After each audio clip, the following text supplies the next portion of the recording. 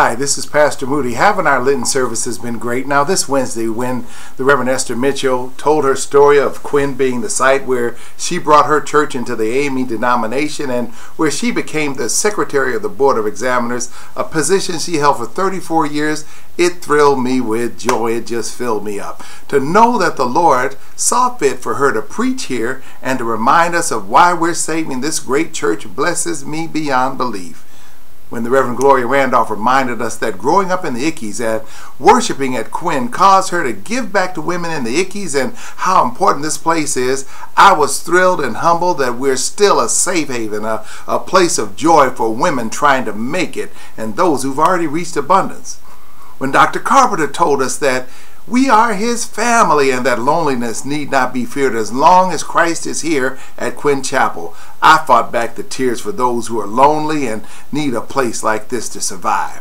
And when Carol and Thomas told us that no matter how bleak your finances, you can turn them around because if you'll tithe and get out of debt, curb your spending and save, I'll tell you, my soul was lifted knowing this place is used by God to meet the needs and save us from ourselves. So when Mrs. Moody and I decided to give our salary this year back to Quinn Chapel, back to God through the restoration, we did it because we believe God is moved by faith and obedience.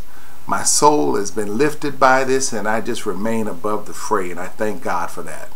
So how about you?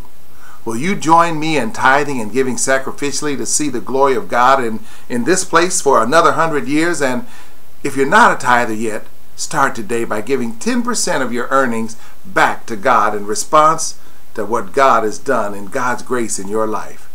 If you're not giving to the restoration of Quinn Chapel, start today.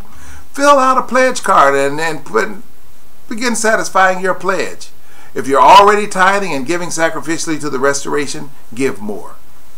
Ask God what additional giving might be pleasing to God.